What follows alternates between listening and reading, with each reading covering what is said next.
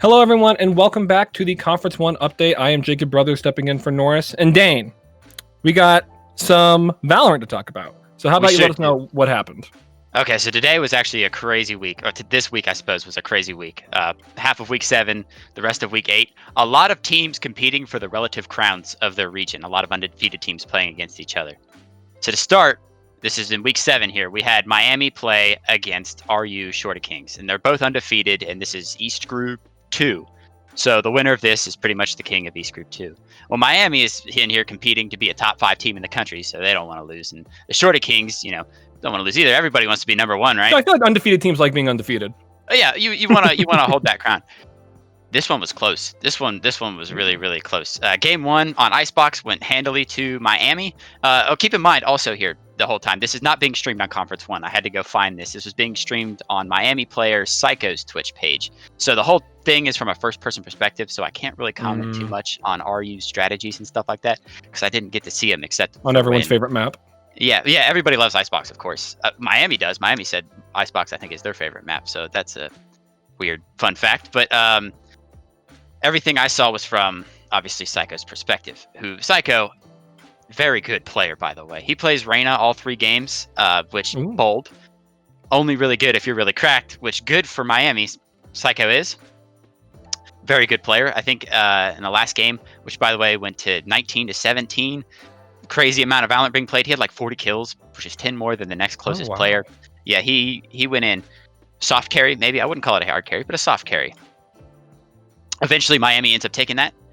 They claim themselves number 1, East Group, Region 2. Let me ask you a question here. If you, on everybody's power rankings, are a top 5 team on average, play against a top 10 at most team, and it goes to game 3, down to the wire, within 10-ish games of overtime, do you think that maybe knocks you down a peg as the top 5 team, maybe overhyped, or do you think maybe that other team was a lot better than people are giving it credit for? It's definitely both, because if you are better than everyone, you need to blow them out. If you don't play games when it comes to ranking. So if you're playing a lower team, you win. Period. You don't be cute. But if you're a lower team and you go that far in, that only makes you look better. So both is definitely the answer to that question. Both. And only time will tell, really, I guess, to see who's really true to their predicted standings once we get out of this. Is round 1, and then round 2 they're going to play each other again, and then round 3 they're going to play finally other people in the relative region, and we'll be able to see. Moving on here to game 2, we had Rutgers versus PSU, and last week I claimed East Group 1 as the Rutgers League. Oh. And I was right. I'm always right. That's another fun fact. I was right. Rutgers ends up taking Penn State 2-0. The first game was really close. That one also went to overtime. Second game, not as close. Even though it was kind of close, you could kind of tell Rutgers was the better team. The scoreboard was like 14-12 at the end, but the kill-death ratios were so heavily in Rutgers' favor. I don't think anybody at the end of the game was below at least even. And on Penn State's side, only one person even broke even. Even though it was close in the first game, wasn't as close in the second game. And they would have Rutgers would have these flashes of brilliance where they would pull off an incredible pinch, or where they would manage their time perfectly, or where they would get flanks that nobody saw coming. And that's how you could tell, yeah, they're really good, right? As you would expect. But none of that applies to their pistol round, right? Oh, yeah, they got holes in their gameplay. They didn't win a pistol round. Not ideal, and could come back. That seems like a significant bullet point to put on the whiteboard. Definitely.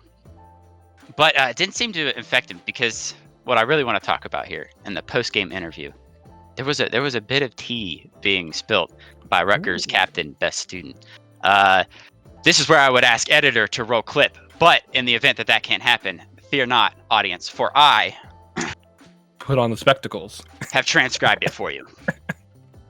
I don't use glasses. That hurts my eyes. So, interviewer Beanies asks player, he says, "How are you feeling coming in? What did you do to prepare for Penn State?"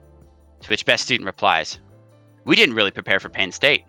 We saw some of their VODs and I was like, wow, these guys actually aren't that good. Why are they talking so much crap on Twitter?" Wow. I mean, that's what we need to see more in esports. Yeah. He goes on to say, map 1, we trolled. Map 2, we trolled too. But it's really fun. to win when you're trolling. So he wasn't even taking him seriously, is what he says. He did the polar opposite of what we just said a little bit earlier. Yeah. This was like the other undefeated team in the league. They weren't even taking him seriously. They watched the VOD, says they weren't even that good. Now this could be him just being like, we weren't even trying. We barely won. We weren't even trying. But I don't know. He could be talking genuinely here. He says, I just don't think the majority of the East Coast teams are that good, to be frank with you. To be undefeated in the East, you could get 3 Immortal players and 2 Diamonds to do that. And that's what Penn State was to us. Wow. This guy's savage to talk. After that, he proceeds to rip apart Penn State's entire strategy, just tears it apart, points out all the flaws in it. He says that they had like counter plans, but they didn't even have to because Penn State's execution was so poor. He says they didn't even break our plan 0 to get to our plan A. Oh my gosh. This man is That's oozing brutal. confidence. Yeah, that is brutal. Straight savage. So or Caster Jag asks him, are there any teams, like with that in mind, are there any teams in the East Coast who stands up to you? He says, is OSU on the East team? They're not. They're Central. He says, well, OSU is good. He says UHP is good, and I think UCI, UCPP, and SJSU are also good. Those are all West Coast teams, which, to be fair, that's the killer division, is the West Coast division.